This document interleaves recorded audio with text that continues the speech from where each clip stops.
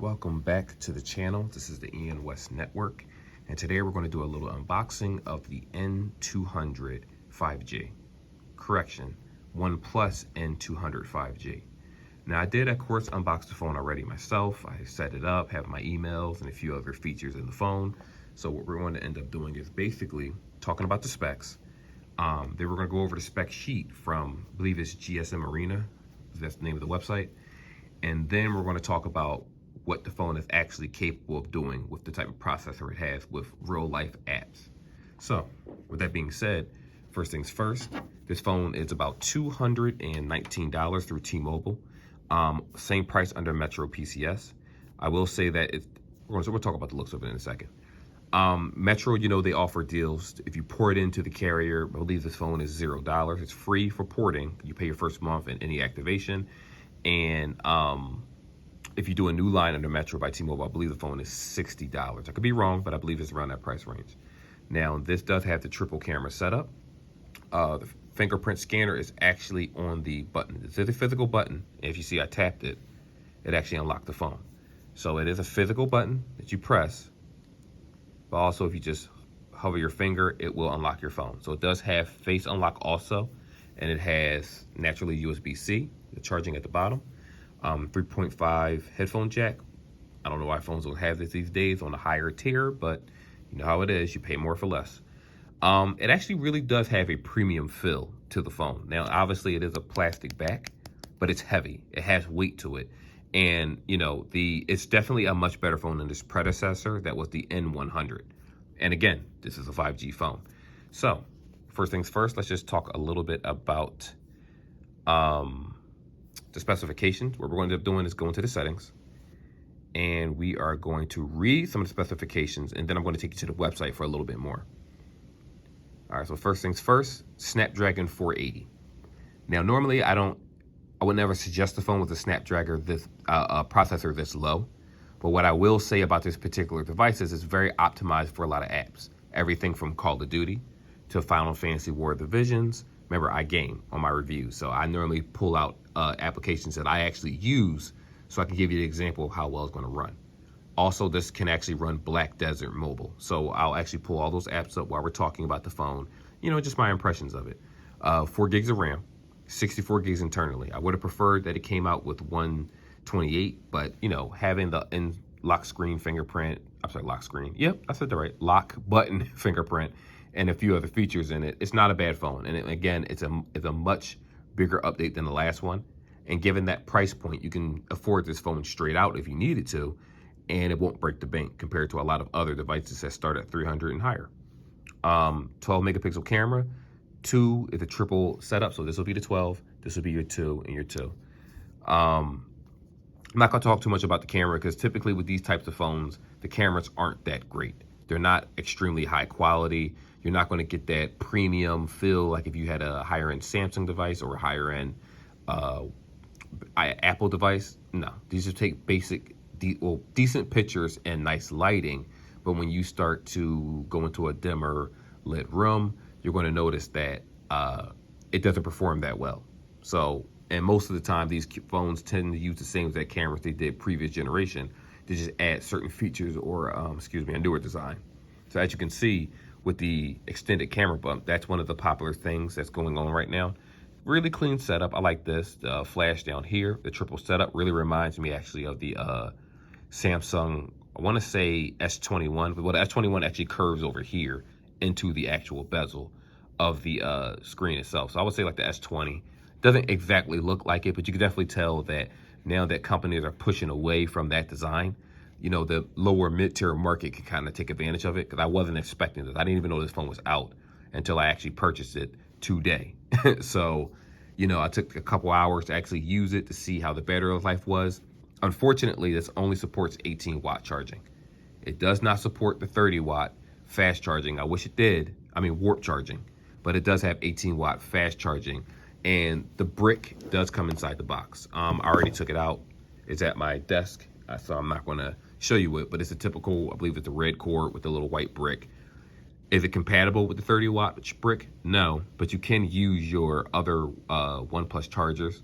I wouldn't suggest using a 65 watt. I don't know how much power it's going to go into this phone. I don't know if it limits the wattage to phone to phone. So worst case, I did use my 30-watt warp charger that I use for the N10 5G, and it just said fast charging like it normally does. So you're not going to get that 30 minutes, 70% charge with this phone. Just be, well aware of that. All right, so what we're going to do, come on phone, there we go. So again, the fingerprint isn't the most responsive in the world, but it is good, where 90% of the time you shouldn't have an issue with unlocking your phone. So yes, GSM Arena, I said that wrong. So again, we're going to go over the specs again. This website does a much better analysis of what I can normally do just talking to you. So again, the screen is 6.4, 1080 by 2400 pixels. So I believe the pixel density is like 401 or 406, but we're about to find out in a moment. What do we have here? This was released this month. Well, as of today, this is July 1st. So technically it was released June 21st, 2021. So this phone isn't even 2 weeks old. What do we have here? This does come with Android 11, just so you know. Typically with prepaid devices, it come with the previous generation Android 10, and they're working on 12 at the moment. So luckily, this came with 11. I don't expect this to get more than 1 year worth of software updates. If we're talking about just security updates, the general stuff, you'll get that. But I don't think this is going to be supported for years to come. But at least it comes with Android 11. They finally did that. This is dual SIM, but again, I'm using it under Metro by T-Mobile. I'm sorry, I am actually T-Mobile now. I forgot I switched over. So you're not going to get dual SIM with that company, but you will get dual SIM. Let's say you bought this from like a Best Buy or a dealer, and then you'll get that double SIM feature. 90 hertz. So this isn't an OLED screen, which is okay, because again, OLED screens tend to cost more money and bring up the cost when it comes to phones. So with this, you still do get 90 hertz. The LCD is decent. And it's not like it's a situation where you're going to have problems looking at any washed out colors or anything like that. This is definitely an improvement over last year. Oxygen OS is also at 11. Right here, you have the Snapdragon 485G, Adreno 619, which is a typical GPU that comes in majority of these mid-tier phones. It's most of the time it's like a 619L, but it's fine, especially don't expect top of the line performance with this phone. Again, we're going to go over the camera setup. 13 megapixel wide, 2 macro, 2 depth. Again, you're not going to get professional portrait pictures on a low-end phone. This is on the low-end spectrum. You have your mid-tier, which to me, the A52 5G would be more so the mid-tier now, if we're talking spec-wise. And then you have the high-end, which is the Snapdragon 888, the 865, and all that, with more than 6 gigs of RAM. The front camera is 16 megapixels, so you can get a decent selfie out of this phone. Typically, people use their front camera a lot, especially if you're a woman, taking pictures, selfies, family members, things like that. Of course, everybody uses the back, but you got to remember how they market phones, typically. So now a lot of the front cameras tend to be sometimes clearer than the back camera, the primary. Like we already discussed, you get the headphone jack, Bluetooth 5.1, that's to be expected. USB-C 2.0, so transfer is going to be decent on your device when you have a computer, especially if you have a 3.0 USB hookup on your computer. Transferring files should be essential. It should go a lot faster than what it typically would on an older device. Fingerprint, side mounted.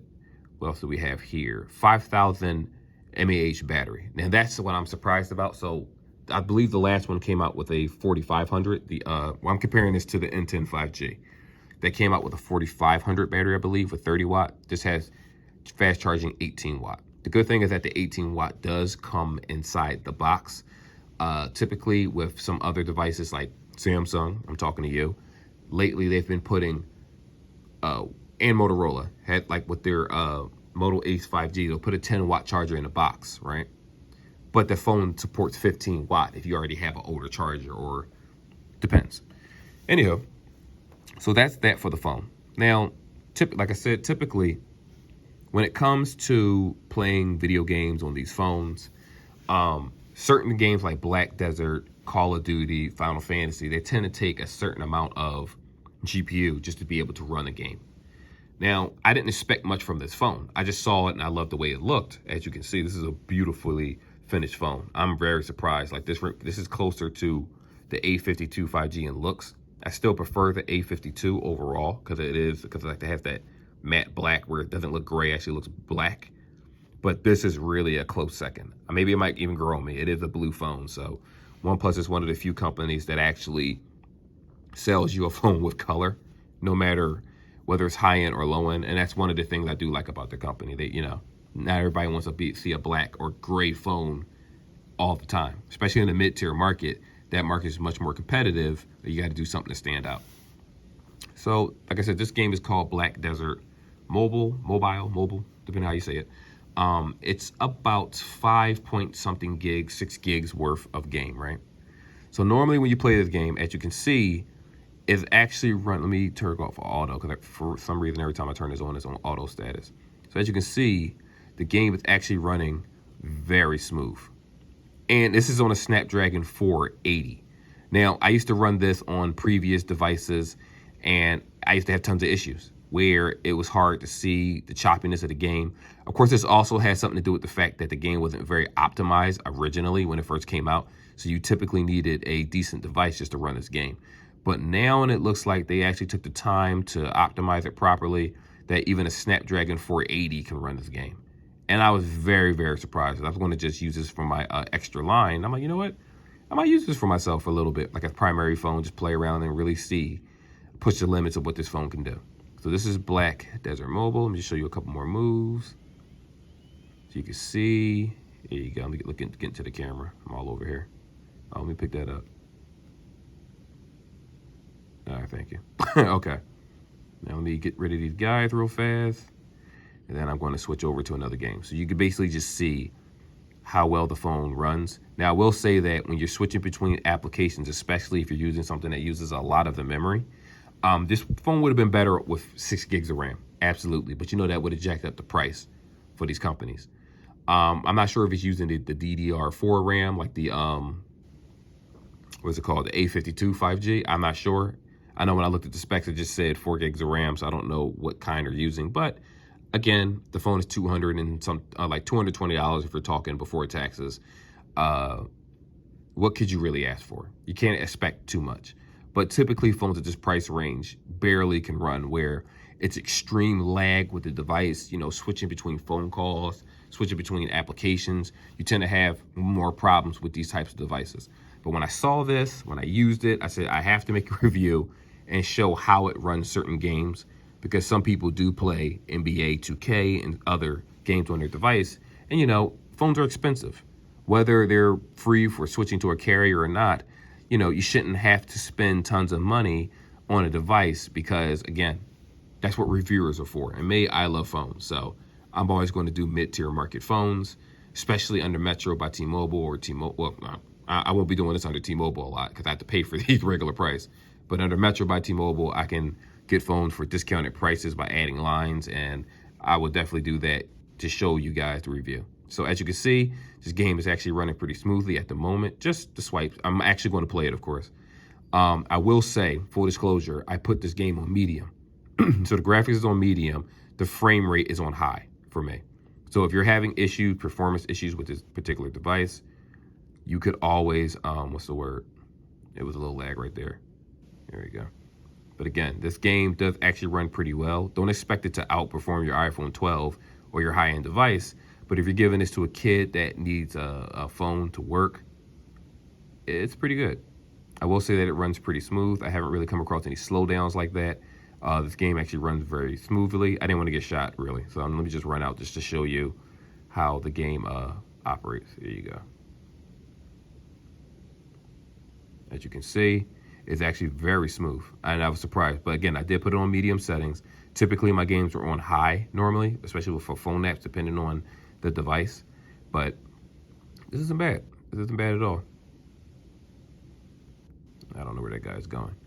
And I really don't want to quit this game, but I'm going to have to because I'm doing a review.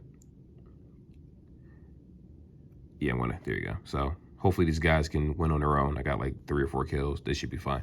Anyway, and the last game is going to be Final Fantasy War of the Visions. Now, this game is, I've always been a fan of Final Fantasy Tactics. And this particular this particular game actually is a turn-based tactical game where you earn characters. You can earn them free, or you can pay for some characters, but it is pay to win for the most part. But if you take time and get the free events and different things, or buy a character here and there, I've done it a couple times. I don't mind spending a couple dollars. You could definitely get some decent characters. Like I have, I forget the guy's name from Final Fantasy X. But anyway, the point is that this phone can actually handle applications that that are normally higher end. Typically, when you get a phone like this, you don't expect it to be able to do that, but this particular one can. And that's what's so surprising about it, is that devices in this, like if you look at the A50, not the A, the A32 5G, that to me is a terrible, terrible device that Samsung is charging way too much money for. It's not high end at all. I don't even consider it mid tier. And I noticed that with this particular phone, I actually get almost the same performance with this that I did with with that device. Let me give these guys some extra juice. All right, there we go. And now this game does lag a little bit. I will admit that when, the light went out. Come on. All right, there we go. So I will admit that this game does lag a tad bit, but not enough where it's going to really impede on your, because you just saw that lag right there. Not enough where it's going to impede on your gameplay. Like you can still play this game comfortably. And I just put it on auto mode so you can see it while I talk. You can basically play this game comfortably where it's still smooth enough. It's not perfect. It's a little choppy, just a tad bit on the screen. But you can definitely tell that it runs smoothly. It runs very well. So for those that are gamers that want to buy their children a phone and they're trying to spend under $300, this is definitely an ideal device to get if you're a carrier. Remember, we're not talking about unlocked phones that you can get. We're not talking about any of those. We're referring to US carrier devices where this phone is only $219. Probably, like I know under Metro, this phone will only be probably a $50 deductible to replace this device.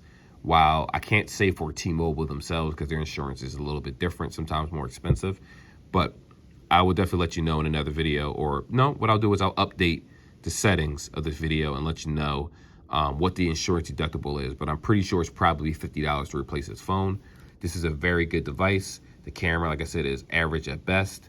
But overall, I'm very impressed. I just wish they had the 30-watt fast charging along with it, which they don't. But if you decide to get someone this phone as like a child and they're starting a new number, I know especially with Metro by T-Mobile, typically they have better deals when you start a new account or if you port.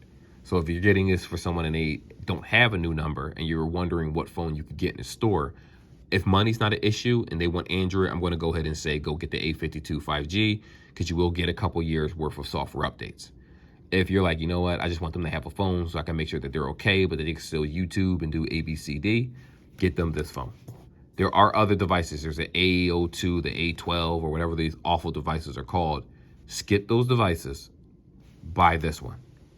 This is a more premium phone compared to those. Remember, we're talking low tier devices. So when you see this, I keep calling it something else. The Oneplus n200, there's so many phones, 5G. Remember, this is a legitimate 5G phone, which I'm sure they'll come out with more at this price point. But currently, Metro by T-Mobile and Metro and T-Mobile themselves do not sell a phone at this price point that has the specs that this has in terms of 5G. It probably would have been cheaper without the 5G, probably like $179 or something. But because of the 5G, they did bump up the price a little bit. And because of the design itself, it does look a lot better than the other model, the older model, which is probably discontinued by now. So just do yourself a favor, save yourself some money. Also, I will say this. This is the Tech 21 case. This was only $29. Now, there are cheaper cases, the T-Mobile to-go cases, which are normally $20. But right now, they have like a 25% off thing going on at T-Mobile themselves. So if you come across this one plus this particular device, you can get an OtterBox for, I believe, $22.99 instead of $30. You can get the T-Mobile to-go cases for $15 instead of the $20. Obviously, there's still taxes on it, but you can definitely get a discount on a lot of cases. So go to the T-Mobile website. Remember, any phone from Metro, if T-Mobile has it, they'll have cases for it. Also, typically, they share the same cases, or they might have a little bit more depending on which carrier. But you can see the prices of those actual cases. So when you put this phone on, as you can see, to me, I love it. The buttons are interchangeable. So it actually comes with clear. Then it comes with, I believe, blue and then yellow. I'm using the yellow buttons this time. This side, normally there's a button here, but because this phone has a fingerprint on the side, oh my goodness, can it recognize me? Did it recognize me? There we go. I forgot. It took a minute for it to load because I still have the game on. So we'll show you this again. As you can see, it's a little lag for when you switch out the game, but that's okay because it's a $200 phone and we don't spec Apple performance. Anyway, this is the video. I definitely suggest this phone. I am going to do a recording with this just to show you the camera, just to show you how it is in case you decided to YouTube or blog or whatever it is. You can see how well the cameras run themselves. But again, for the price, this N200 is an amazing, amazing device. And I am super surprised because I would never be caught in life with a Snapdragon 480. Normally a 750 is the lowest for the mid-tier market, but I'm impressed. Anyway, that's the video. I'll definitely see you guys in the next one.